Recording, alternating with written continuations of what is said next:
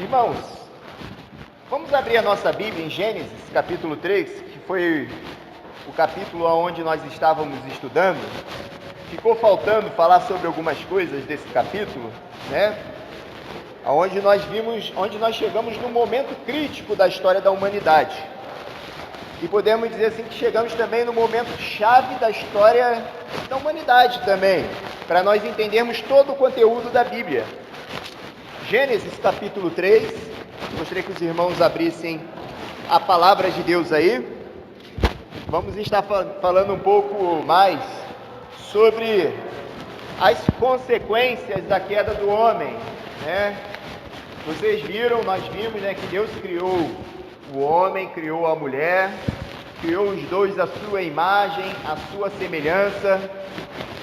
Deus criou um mundo maravilhoso, um universo maravilhoso, onde tudo era perfeito, onde não existia maldade, onde não existia dor, onde não existia cansaço, onde não existia nada que fosse ruim. Criou um mundo bonito, uma vegetação bonita, botou muitas plantas, muitas frutas, muitos animais nessa terra, nós sabemos disso. Nós vemos que Deus também criou um lindo jardim, chamado de Jardim do Éden, criou o homem e criou a mulher e colocou no Jardim do Éden. Colocou o homem nessa terra e falou para o homem: desfrute de tudo que essa terra tem, coma de todos os frutos, todos os animais estão sujeitos a você, tudo isso aqui eu estou colocando para você administrar o mundo perfeito. Deus criou uma companheira que fosse idônea, e nós vimos que essa palavra idônea significa alguém que estivesse à altura do homem. Nós vimos que na criação da mulher, a mulher ela não foi criada abaixo do homem nem acima do homem, ela foi criada igual ao homem. Ela está à altura do homem. O que significa isso? A mulher é um ser inteligente, assim como o homem é inteligente. A mulher é um ser emocional, assim como o homem também é um ser emocional. Né? A mulher também tem vontade própria. Assim como o homem, Deus dotou o homem de vontade própria. A mulher também foi criada à imagem e semelhança de Deus nesses aspectos. E ela foi criada para ser companheira, idônea, alguém que estivesse à altura de Adão, alguém que pudesse se relacionar com Adão. Adão estava nessa terra, tinha vários animais, várias coisas. Ele não sabia o significado de solidão, porque não existia ninguém além dele, né? Ele não sabia o que é ser sozinho. Ele era sozinho, mas ele não sabia o que era isso. Isso a gente só aprende quando começa a conviver com outras pessoas. E Deus, mesmo assim, por amar Adão, criou uma auxiliadora que lhe fosse idônea, para que fizesse companhia a ele. É interessante, meus irmãos, e eu faço essa pergunta de novo: o que o homem fez para merecer isso tudo de Deus? Ele fez alguma coisa para merecer isso tudo de Deus? O que ele fez para merecer isso tudo de Deus? Ele não fez nada. Então nós vemos aqui que Deus é um Deus de graça. Deus é um Deus gracioso. Deus é um Deus gracioso, aquele que te dá sem você merecer. Graça significa isso, favor imerecido. O homem não fez nada para merecer isso. Mas mesmo assim Deus o colocou nessa terra. Deus mesmo assim deu isso tudo para o homem.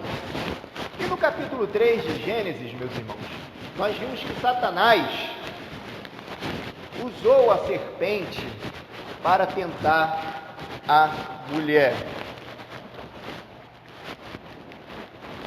E o verso 6, depois de Satanás ter usado a serpente para tentar a mulher, nós vemos aqui que Satanás ele faz uma pergunta para a mulher. Ele joga uma pergunta no ar e fala assim: é verdade que Deus falou para vocês não comerem dos frutos que tem na terra? Não foi isso que Satanás falou? É verdade que Deus proibiu vocês de comerem do fruto? De tocar no fruto? De comer no fruto? Aí o que a mulher responde para a serpente? Para Satanás, no caso? A mulher responde para Satanás: não, de todos os frutos que existem na terra, nós podemos comer. de todos os frutos, somente de um, que é da árvore do conhecimento do bem e do mal. Esse a gente não pode comer e nem tocar. Ela fala assim para a serpente: nós não podemos comer e nem tocar. Nós vimos que essa não foi uma ordem que Deus deu para o homem. Deus simplesmente falou: vocês não comam desse fruto. Mas a mulher já estava dizendo para a serpente que Deus havia dito que eles não poderiam nem tocar no fruto, ela colocando uma regra que Deus não havia colocado. A importância era de não comer o fruto, porque eles deveriam fazer uma escolha. Eles deveriam arrancar aquele fruto da árvore, segurar na mão e comer, ingerir aquele fruto. Só tocar no fruto não significaria que eles estavam pecando, porque eles poderiam muito bem tocar no fruto sem querer. Eles poderiam estar passando ali perto, de repente o fruto caiu na cabeça deles, tocou no fruto, pecou. Mas não era isso que Deus queria. Deus queria que fosse uma escolha. Ou eles escolhiam obedecer a Deus, ou escolhiam desobedecer a Deus. Aí Satanás lança uma outra pergunta para a mulher. Fala, lança uma mentira, não uma pergunta, mas lança uma afirmação mentirosa, onde ele diz, Deus não quer que vocês comem desse fruto, porque o dia que vocês comerem desse fruto, os olhos de vocês vão se abrir, e vocês serão como Deus. Nós vemos aqui que Satanás estava tentando a mulher da mesma forma como ele foi tentado, porque nós vimos que Satanás, ele foi tentado porque ele queria ser igual e maior do que Deus. E ele lança essa tentação para o homem e lança essa tentação para a mulher. A mesma tentação que fez com que ele se rebelasse de Deus. De ser igual ao Altíssimo, de ser maior do que Altíssimo, de ser maior do que Deus. E quantas pessoas hoje nós vemos com síndrome de Lúcifer também, cientistas fazendo descobertas científicas e dizendo que a partir do momento que eles descobrirem aquilo, eles serão como Deus.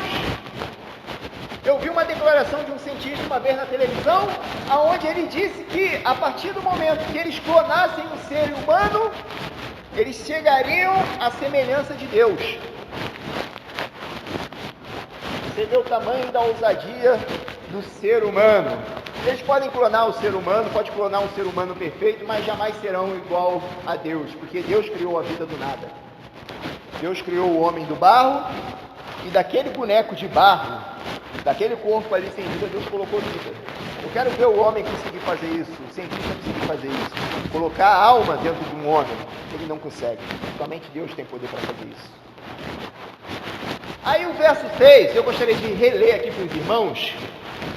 Depois de Satanás lançar essa tentação na cabeça, no coração de Eva, o verso 6 do capítulo 3, o verso 7 do capítulo 3 diz assim, então, o verso 6, desculpa.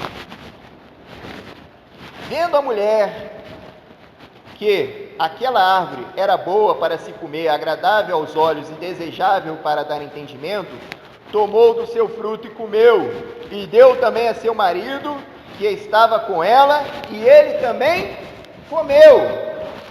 É interessante, esse verso começa dizendo assim, vendo a mulher que aquele fruto era agradável aos olhos, desejável para dar entendimento, já mostra que a mulher, Eva, e certamente Adão também, já estava desejando comer daquele fruto faz tempo. Eles já estavam se sentindo tentados em desobedecer a Deus faz tempo. Porque o pecado, ele não vem de uma hora para outra na nossa vida. A gente não cai no pecado de uma hora para outra. É um estágio, é um processo. E eles já estavam cogitando a ideia. O fruto é vermelhinho, não sei se era vermelho ou amarelo, a gente não sabe como é que era a cor daquele fruto, né? Mas, o fruto aqui tem uma cor bonita. Nossa, ele parece ser gostoso. Mas por que será que Deus não quer que a gente coma dele? Aí Satanás só deu um empurrãozinho e ela tomou a decisão de arrancar o fruto daquela árvore e comer. E assim ela deu também para o seu marido, deu para Adão, Adão, a Bíblia mostra aqui que não questionou em nada a atitude de sua mulher. Ele simplesmente compactuou. Ele comeu também. Ele tomou a atitude de desobedecer a Deus.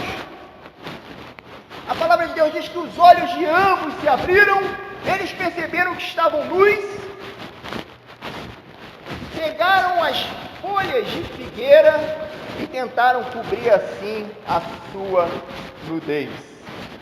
E quando eles perceberam que Deus estava indo de encontro a eles se esconderam de Deus.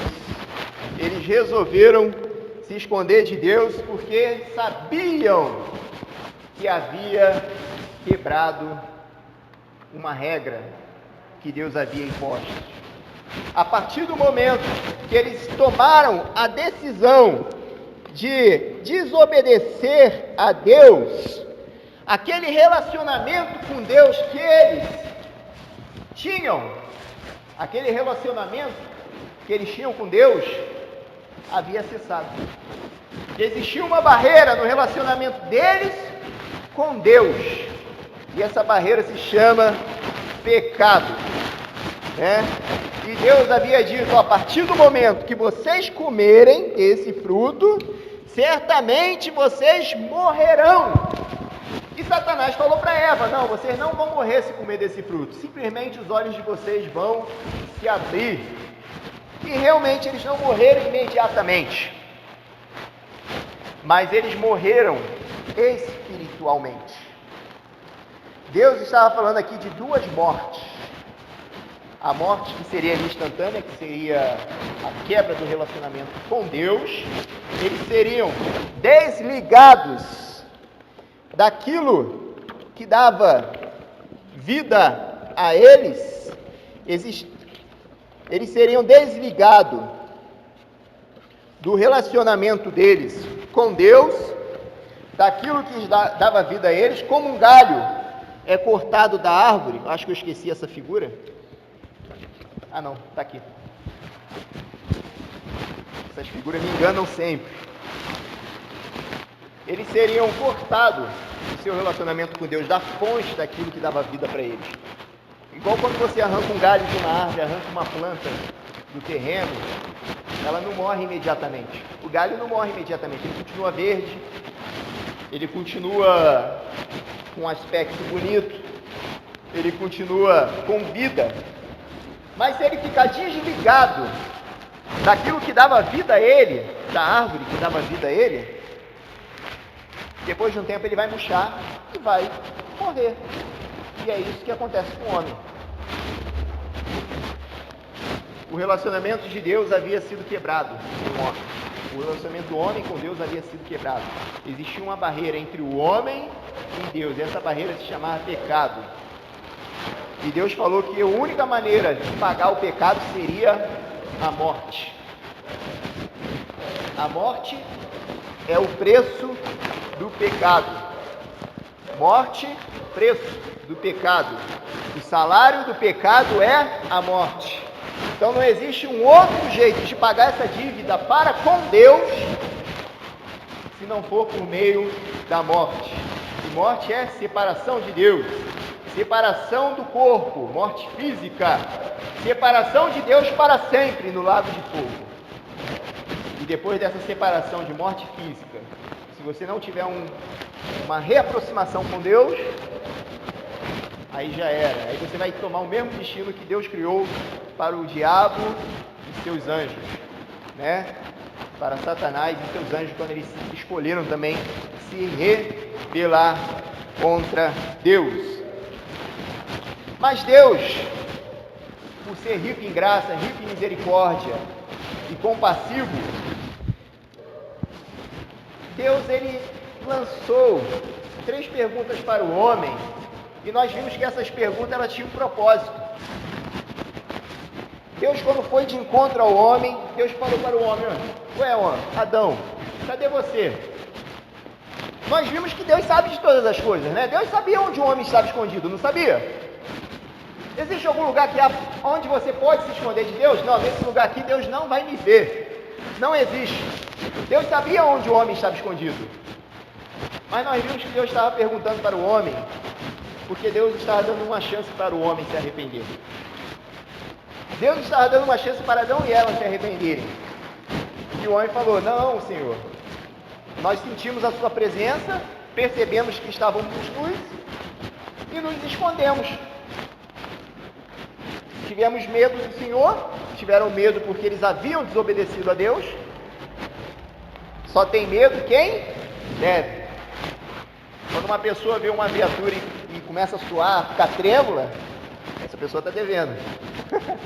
É um dos fatores que faz com que a polícia vá lá e aborde aquela pessoa. A pessoa está andando normal, ó. Aí vê uma viatura, aí já leva aquele susto, aí já muda o caminho. Opa, tem alguma coisa errada com aquela pessoa. E é assim que o homem fez com Deus. Ele sabia que ele estava errado. Ele sabia que havia desobedecido a Deus. Ele sabia a consequência dos seus atos. Então ele se escondeu de Deus. Mas Deus estava dando uma chance para ele se arrepender. Deus falou: homem, onde você está? Ele falou: escondido. Aí Deus falou: ué, como é que você percebeu que estava nu? Por acaso você comeu daquele fruto que eu te ordenei que não comesse? Deus fez aqui duas perguntas. Ué, como é que você sabe que está nu? Aí, por acaso você comeu daquele fruto? O homem, de vez de confessar o seu pecado, ele falou: realmente, eu comi. Mas foi a mulher que tu me deste por esposa, ela me fez comer. Ele não assumiu a culpa dos seus erros. Ele não assumiu, ele não se arrependeu dos seus erros diante de Deus. Ele jogou a culpa na mulher, como se a mulher tivesse obrigado, induzido ele a comer. Mas ele era responsável pelos atos, pelas escolhas que ele fez. A mulher ofereceu a ele, e ele, de livre e espontânea vontade, pegou daquele fruto e comeu. E nós vimos que ele não somente estava jogando a culpa na mulher, ele estava passando a culpa para o próprio Deus. Porque ele falou: a mulher que tu me deste.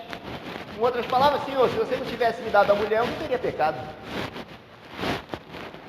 Aí Deus também lançou uma pergunta para a mulher, para ela se arrepender também. Ele falou: o que você fez? Aí ela falou: a serpente, ela veio aqui, me induziu tal, e eu errei.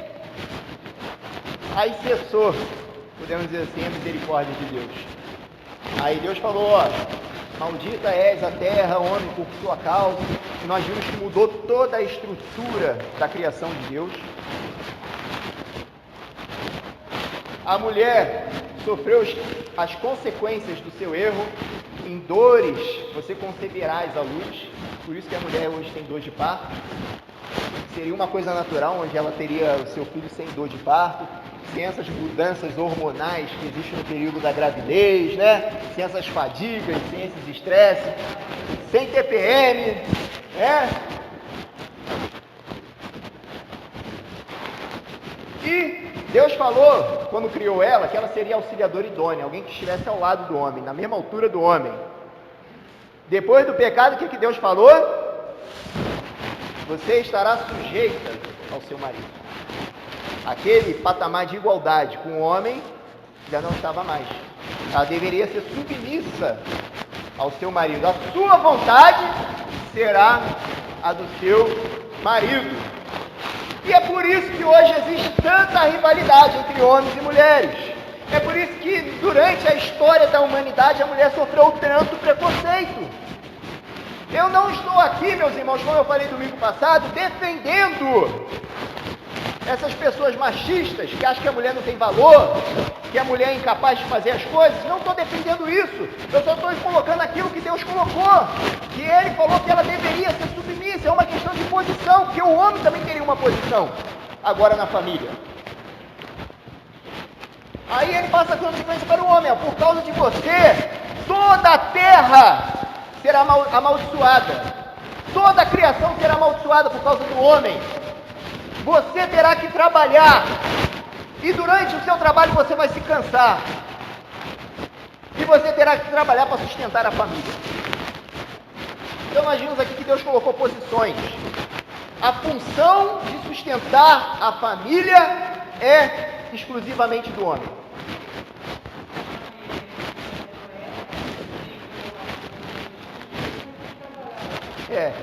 Nós vemos que o movimento feminista, elas brigam pela igualdade, mas é uma igualdade que nunca vão conseguir. A verdade é essa. É uma igualdade que nunca vai conseguir. Mas elas brigam por uma igualdade. Eu acho interessante os direitos. A Bíblia garante os direitos da mulher.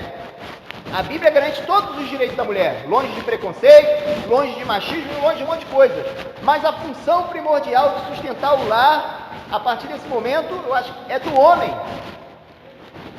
A mulher pode trabalhar, não sou contra que a mulher trabalhe. Minha esposa trabalha, não sou contra. Mas a função de sustentar o lar é do homem, não da mulher. Existe muito homem aí que está transferindo essa função para a mulher, né? Não falo o caso de um homem, uma vez ficar desempregado e não tem como se manter por um período. Eu falo daqueles homens que deixam isso tudo para a mulher e que se dane, né? A mulher traz o dinheiro, aí ainda cobra a mulher, ó. Não comprou o pão hoje, não? Não foi no mercado lá fazer a compra, não? Cadê o dinheiro, né? Não, isso é função do homem. Se a mulher falar o seguinte, ó, só quero me dedicar ao lar, ela está dentro da função dela. Ela está dentro da função dela.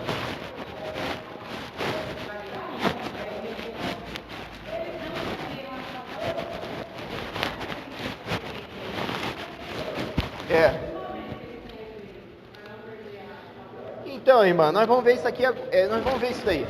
Vamos falar um pouco sobre isso, tá?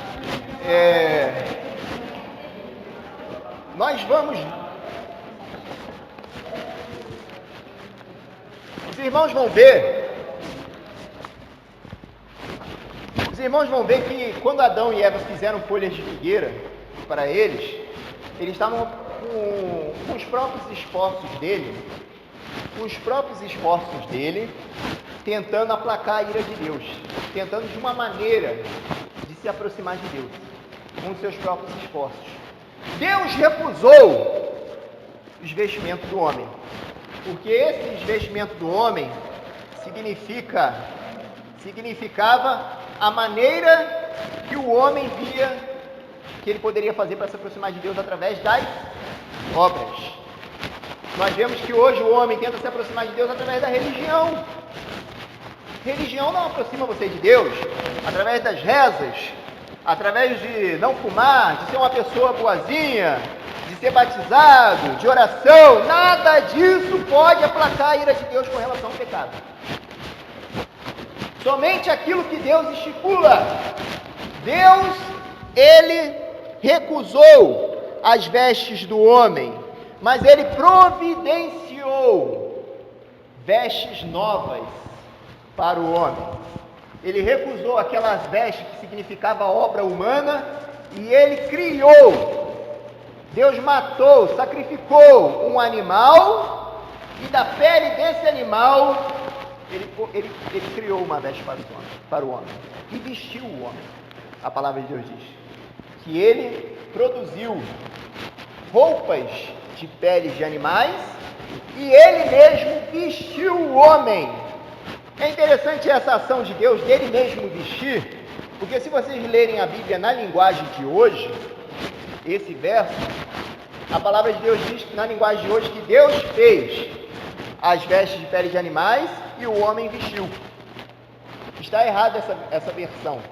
Está errada essa tradução. A tradução correta é a tradução mais antiga mesmo, que diz que Deus fez vestes de peles de animais e o próprio Deus vestiu. Mostrando, isso tem um simbolismo muito importante, porque mostra que não existe nada que o homem possa fazer para se aproximar de Deus novamente. Quem aproximou o homem de Deus novamente foi o próprio Deus, com relação à salvação, depois do arrependimento. Gênesis 3,15, eu falei que ia falar sobre Gênesis 3,15 hoje, e esse é o verso-chave de toda a Bíblia. Gravem esse verso, marquem esse verso. Esse é o objetivo central da palavra de Deus. Gênesis 3,15 diz assim: e porém inimizade, depois dele dizer das consequências que aconteceria com a mulher, com a serpente, né? Aí diz assim: e porém inimizade entre ti e a mulher, entre a tua descendência e o seu descendente. Este te ferirá a cabeça, e tu lhe ferirás o calcanhar. nós vemos aqui que mesmo depois do homem ter pecado, da mulher ter pecado, de Deus lançar as consequências que esse pecado trouxe para o homem, para a mulher e para todo o universo, Deus mostra através desse verso 15 a sua graça e misericórdia. Porque através desse verso 15, Deus está prometendo a vinda de um libertador. Essa aqui é a primeira profecia que Deus faz da vinda de um libertador que iria libertar o homem do pecado, que iria aproximar o homem novamente de Deus. Ele diz assim para o homem, ele diz assim, porém, diz assim para a serpente, que é o Satanás, ele está dizendo para Satanás, porém, inimizade entre ti e a mulher, entre a tua descendência e a semente da mulher. Deus está querendo dizer que da semente da mulher, da descendência da mulher, viria um que esmagaria a cabeça da serpente. Viria um que iria neutralizar totalmente o veneno que essa serpente lançou na humanidade. Ele iria esmagar a cabeça, iria consumar a ação do pecado na humanidade. Iria libertar o homem do pecado. Deus aqui, ele está mostrando a sua graça, prometendo enviar uma pessoa que iria libertar, que seria o libertador, alguém que livre e salve, alguém que iria livrar e salvar o homem do seu pecado. E é interessante ele usar essa palavra semente da mulher, da semente da mulher virá. É a única vez na Bíblia que vocês vão encontrar usando esse termo referente a uma mulher. Normalmente o termo semente é usado ao homem, da semente de Abraão, semente de Davi. Nunca foi usado a mulher, somente aí. Por quê? Deus também estava querendo mostrar que essa semente não teria participação de homem. Seria concebida somente da mulher, através do próprio Deus. Da semente da mulher.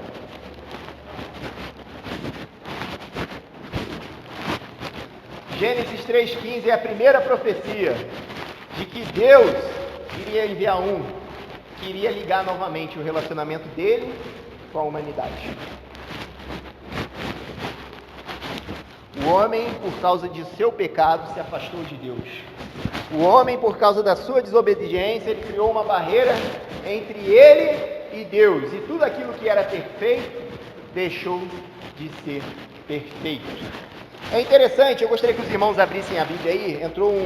Fizeram uma pergunta no domingo passado sobre a questão... Não, segurem aí que eu vou responder já essa pergunta aí. Vamos lá, versos de número... Capítulo 3, versos de número 22. Aí a palavra de Deus diz assim... Depois do verso 21, que ele fez vestimento, fez o Senhor Deus vestimentos de peles para Adão e sua mulher, vestimentos de peles, de animais. O animal teve que morrer para cobrir o pecado do homem, O animal, um ser inocente, teve que morrer para Deus fazer esse vestimento. Deus teve que matar um animal. A morte, por causa do pecado, para que o homem pudesse se reaproximar de Deus, da maneira de Deus. E o verso 21 diz, e a sua mulher e os vestiu, o próprio Deus os vestiu, Aí o verso 22, então disse o Senhor Deus, o homem agora se tornou como um de nós, conhecedores do bem e do mal. Não aconteça que ele estenda a mão e tome também da árvore da vida, e coma e viva eternamente. O Senhor Deus, pois, o lançou fora do jardim do Éden, para lavrar a terra de que fora tirado. Havendo lançado fora o homem, pôs querubins ao oriente do jardim do Éden, e uma espada flamejante que se movia por todos os lados para guardar o caminho da árvore da vida. Então Deus, depois que o homem pecou, Deus expulsou o homem do jardim do Éden, para que o homem não tivesse mais acesso para que o homem não tivesse mais acesso à árvore da vida. Ele falou assim, ó, não, porque senão o homem vai comer da árvore da vida e vai viver para sempre. Ele não vai morrer. Ele não vai morrer, ele vai ficar comendo da árvore da vida e vai viver para sempre no seu pecado. E a condenação que nós temos é o pecado. Então Deus colocou anjos em volta do jardim do Éden, querubins, né? Em volta do jardim do Éden e uma espada flamejante, para que o homem não tivesse mais acesso ao jardim do Éden. Aí ficou uma pergunta no ar: para onde foi o jardim do Éden? Se nós vimos que o jardim do Éden estava no sul do Iraque, fazendo divisa ali mais ou menos com a faixa do Quat. E se nós formos lá hoje, nós não vamos ver o jardim do Éden. Lá é um lugar habitado, né? Lá mora pessoas. Grande parte também é um deserto, é verdade? O jardim do Éden não está mais ali. Não é verdade? Deus levou esse jardim embora, para o mundo espiritual. Porque se vocês lerem lá em Apocalipse, acho que a partir do capítulo 22, Apocalipse, quando diz que depois de Deus restaurar a terra, um novo céu, uma nova terra, a árvore da vida vai estar lá. Então Deus levou esse jardim com ele. Deus levou esse jardim com ele, porque o jardim era de Deus. Deus havia colocado aqui na terra para que o homem cuidasse. Esse jardim ele sempre esteve no mundo espiritual. Nós vimos que na queda de Satanás, quem vivia nesse jardim antes? O próprio Lúcifer, ele vivia nesse jardim. Aí Deus também expulsou ele quando ele se rebelou contra Deus. Mas Lúcifer vivia nesse jardim onde? Aqui na terra? A Bíblia não é específica em dizer que era aqui na terra, mas é no mundo espiritual. Deus trouxe esse jardim para o homem, para que o homem pudesse desfrutar dele. Mas o homem, ele desobedeceu a Deus, então ele perdeu o direito de desfrutar daquilo que Deus havia dado a ele. Então Deus o tirou do jardim do Éden, o expulsou do jardim do Éden. Até aqui alguma pergunta, irmãos?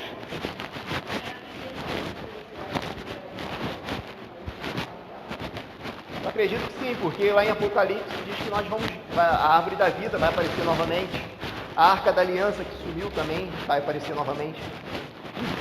Então nós vamos ver que Deus vai trazer de volta sim. Deus vai trazer de volta, está com ele, está guardada por ele, né? Ele simplesmente quis vetar o homem a ter acesso à árvore da vida. O homem tinha acesso antes do pecado à árvore da vida, poderia comer desse fruto quantas vezes quisesse, mas depois que pecou ele perdeu o direito de ter acesso à árvore da vida. Capítulo 4, verso 1. Vou responder uma outra pergunta que foi feita domingo passado. Conheceu Adão a Eva, sua mulher, e ela conheceu e teve Caim.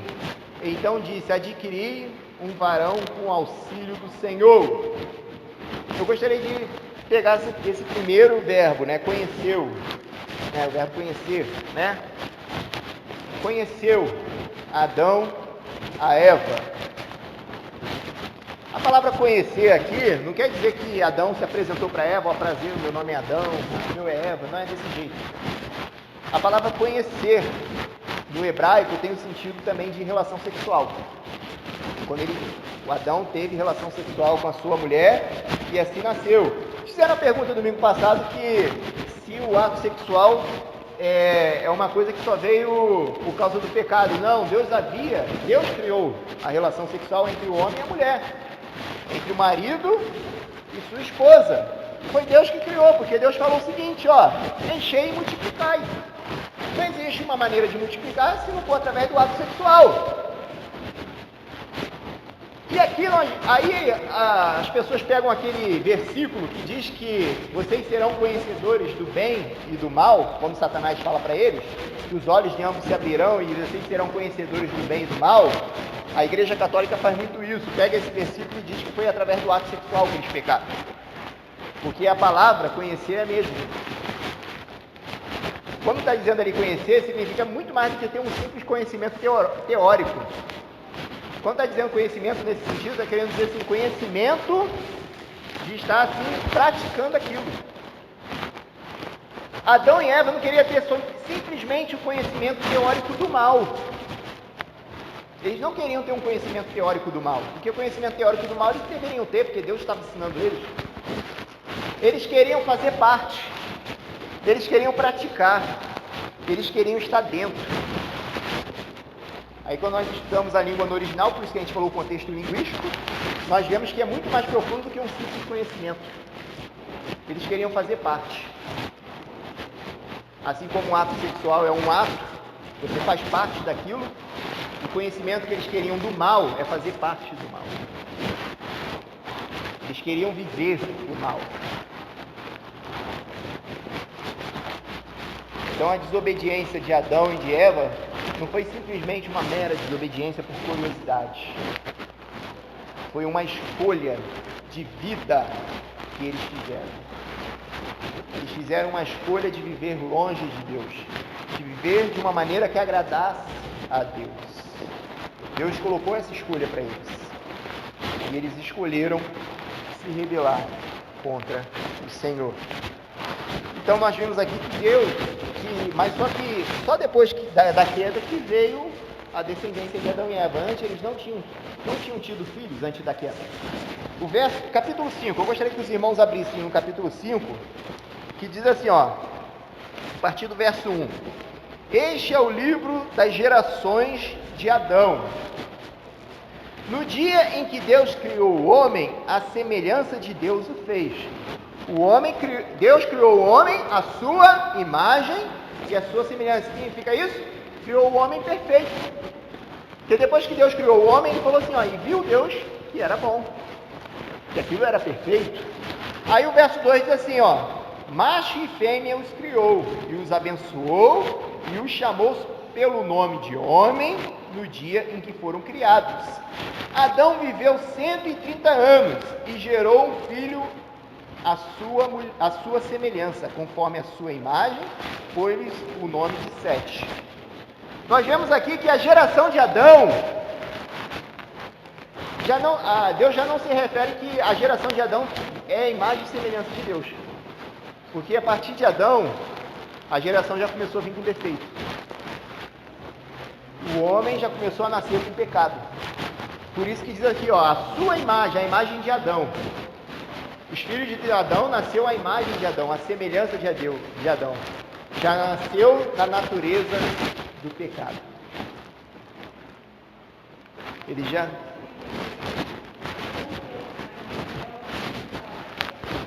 Sete é o outro filho que Adão teve, depois de Caim, né?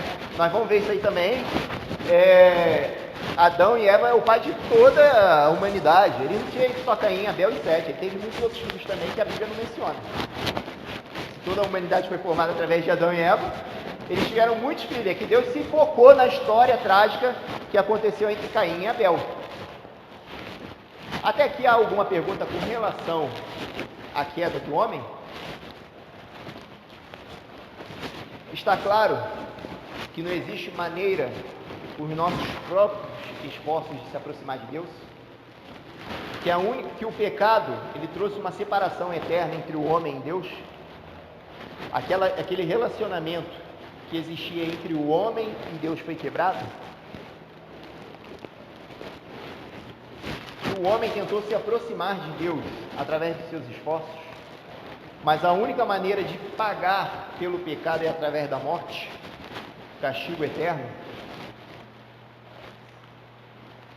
E que a única maneira de você se aproximar novamente de Deus é através da maneira que Deus estipula, que é a morte. E Deus teve que matar um animal para fazer roupas para o homem e os vestiu, mostrando assim que a única maneira deles se aproximarem novamente de Deus é através da maneira que Deus estipula, não através da maneira que o homem acha que deva ser certo. Eu vou fazer boas obras porque assim Deus vai me abençoar. Deus criou você realmente para fazer boas obras, mas não vai ser isso que vai garantir a sua salvação. Aquela pessoa foi para o céu porque ela era uma pessoa muito boa. A Bíblia fala que todas as nossas obras não passam de trapos de imundície. Para Deus não significa nada. Mas Deus, mediante essa crise, Deus poderia ter exterminado Adão e Eva. Deus poderia falar, vou acabar meu plano com o homem. Vou matar Adão, vou matar Eva, já que eles não tinham filho mesmo, Aí assim eles não vão gerar filhos pecadores. E assim eu vou criar uma nova história para a Terra. Vou criar um outro ser. Vou criar um ser diferente do homem para habitar essa terra aqui. Mas não. Deus amava o homem. Deus amava a mulher. Mesmo ele errando, Deus não deixou de amá-los. Deus não queria que eles fossem para a condenação eterna, onde ele destinou Satanás e seus anjos. Deus queria que o homem se libertasse do pecado. E é por isso que Deus prometeu, no momento que o homem caiu, enviar uma pessoa que iria libertar o homem do pecado, que iria vencer a morte, que iria esmagar a cabeça da serpente, a cabeça de Satanás. E assim acabar com a ação de Satanás na terra, aonde todos estão destinados para a morte. Através desse que Deus irá enviar, o libertador, toda a humanidade poderia ser salva. Porque ele iria pagar o preço da morte. Ele iria pagar a dívida que ficou entre o homem e Deus. Existe uma dívida entre o homem e Deus, que o homem não consegue pagar. Mas esse libertador irá conseguir pagar essa dívida diante de Deus.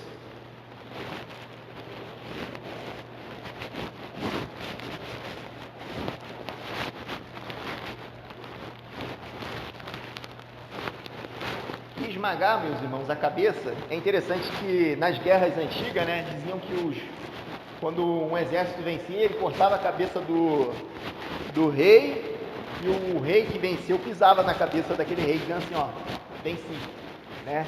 E é por isso que tem esse simbolismo aqui de esmagar, né? A serpente irá conseguir ferir o libertador, vai ferir o calcanhar do libertador, mas através desse ferimento, através desse sangue que a serpente vai produzir, esse ferimento, ele vai esmagar a cabeça da serpente, ele vai vencer a ação da serpente sobre a humanidade. Alguma dúvida, irmãos, com relação a isso? Então, a partir desse momento,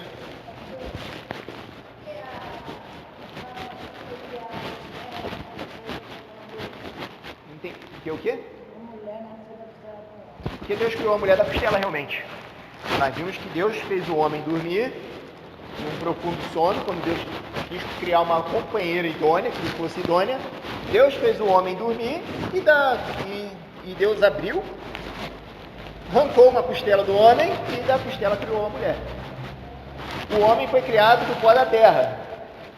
O homem foi criado do pó da terra, a mulher foi criada do homem. A mulher veio do homem, né? Todos viemos de Adão, né? Mostrando que todos vieram de Adão, inclusive a mulher, né? Inclusive, biologicamente, a mulher tem uma costela a mais do que o homem, né? Acho que simbolicamente é por causa disso, né? Acho que Deus quis mostrar isso, né?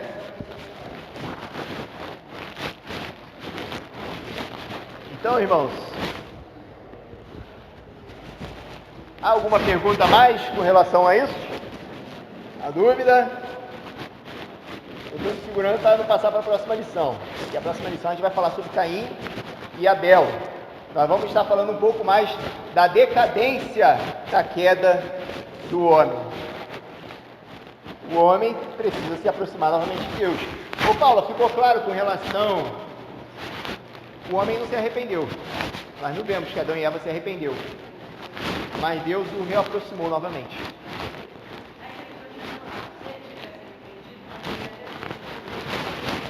Talvez, eu fico pensando nisso.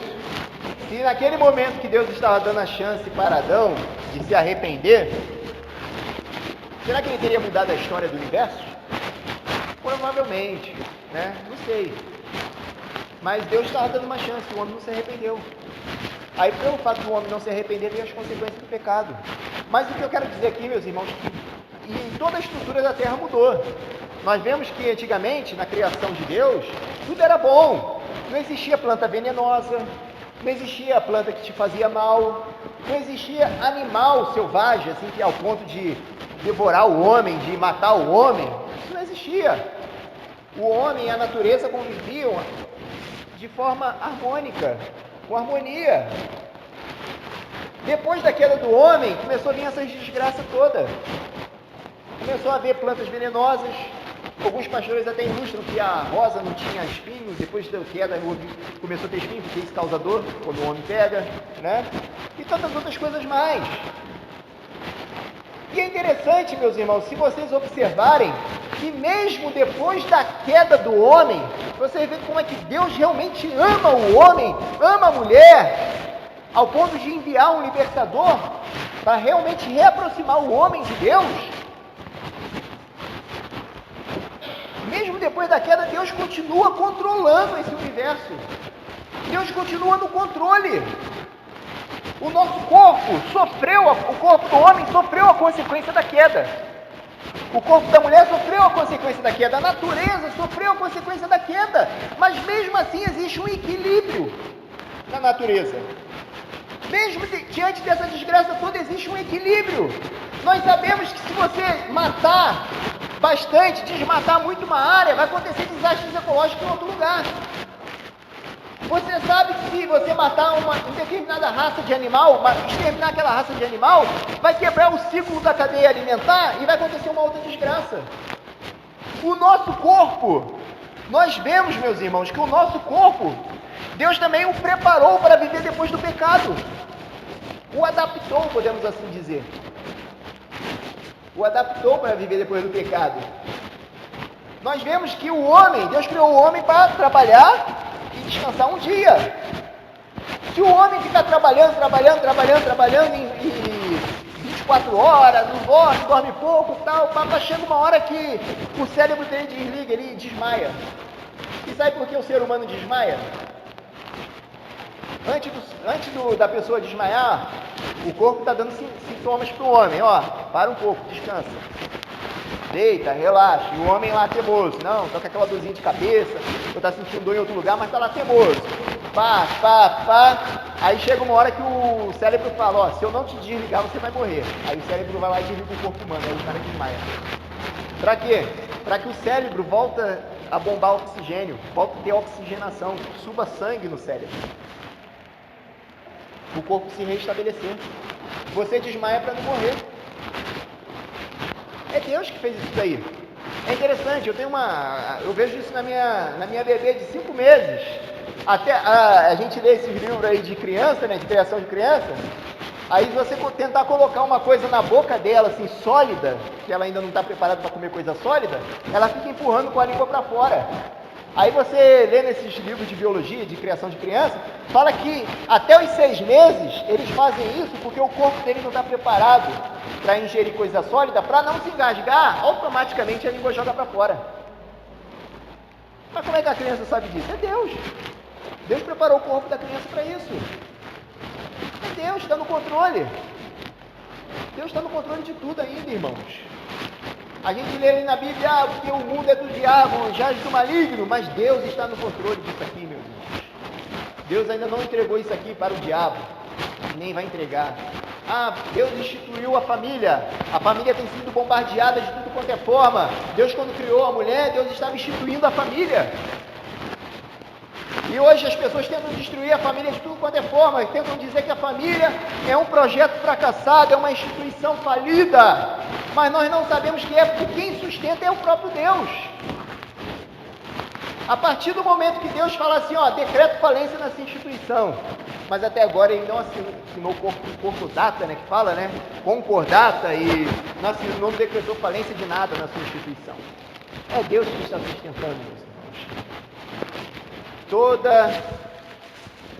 Podemos dizer assim, todo o ciclo do universo, mesmo depois da queda, Deus continua cuidando.